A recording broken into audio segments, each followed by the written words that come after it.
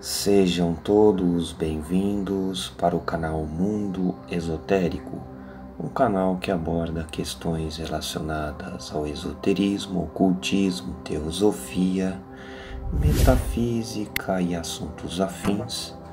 Estamos atualmente abordando a temática simbologia sagrada da linguagem.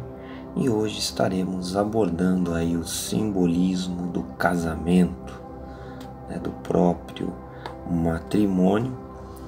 E se você não viu os demais programas, indicativos aqui no card acima, você poderá aí assistir também.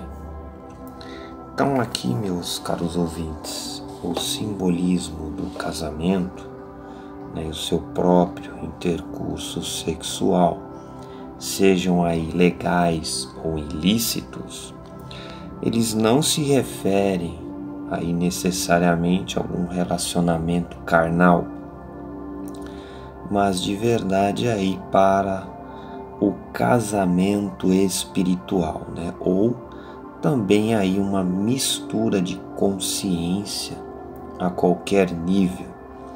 A própria consciência física que vagarosamente está aí despertando, ela pode de fato ser elevada em união com a do eu espiritual interior. E um grande instrutor também pode aí harmonizar sua consciência intimamente, juntamente com seu discípulo, que enquanto em um nível espiritual, o supremo instrutor de todos mantém aí perpetualmente uma união indissolúvel entre ele mesmo e todos os seres. O próprio símbolo do casamento, ele nos traz aí dois sentidos. O primeiro aí vai se referir-se à unificação consciente do divino e do humano no homem. E o outro sentido vai se referir-se à íntima união espiritual que está sendo aí estabelecida entre um verdadeiro instrutor e a alma espiritual de um discípulo.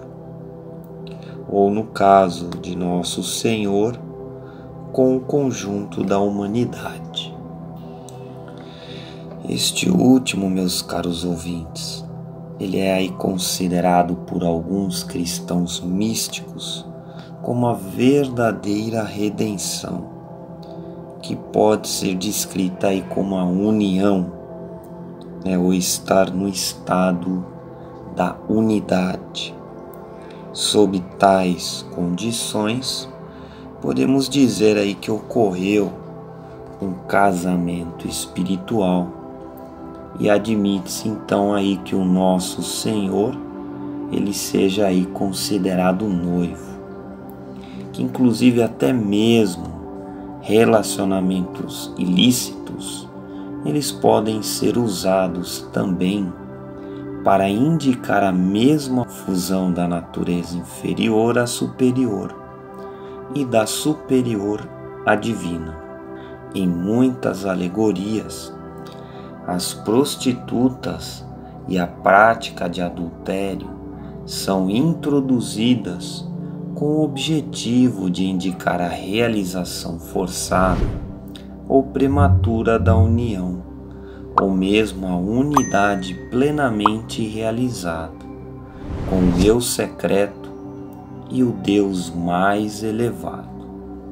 As próprias referências bíblicas francas de atividade procriadora legítima ou mesmo ilícita, elas perdem a sua própria repugnância na medida em que todos os personagens são, nas alegorias inspiradas, personificações de princípios e também aí de atributos do ser humano individual, pois esse tal casamento, ele não é físico, como dissemos, mas é psicoespiritual ou celeste, e tais concepções são do espírito e assim de fato imaculadas. O casamento e a companheira são usados como símbolos em dois sentidos. Num, a mulher ou útero, representando a arca ou berço, é a mente abstrata em seu veículo, o corpo causal. O casamento refere-se aí ao descenso do raio monádico frutífero, no caso do esposo, resultando aí em que a mente superior ela se torna prenhe da faculdade intuitiva e do poder de percepção da unidade da vida, em meio à diversidade da forma. Se diz também que nasce um filho quando esses próprios poderes estão desenvolvidos num grau em que são conscientemente realizados e empregados. Essa aí é a própria interpretação iniciática, que é empregada em todos os relatos de nascimentos divinos e semidivinos. Em outro significado, meus caros ouvintes, a mulher é a personalidade externa e mais especificamente sua mente formal. O casamento ele vai retratar a fase de seu desenvolvimento em que a própria influência mentalmente frutificadora do eu interno, no caso o esposo, por meio da inteligência abstrata, está encontrando uma resposta na mente formal que até então analítica e, portanto, é espiritualmente estéril. Como resultado desse tipo de união, o casamento ou a faculdade de pensamento abstrato é adicionada, no caso aí concebida, àquelas de análise de dedução, e quando isso é reconhecido e conscientemente usado, se diz que nasceu um filho. Os próprios povos primitivos não viam nada obsceno ou impuro no poder, no processo e nos órgãos procriativos, e nenhuma indecência em utilizá-los como símbolos físicos,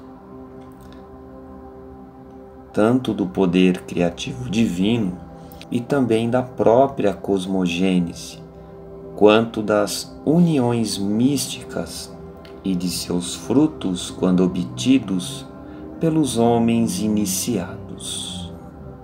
Meus caros ouvintes, o próprio símbolo do casamento, ele nos traz todas essas revelações de cunho iniciático, de cunho esotérico.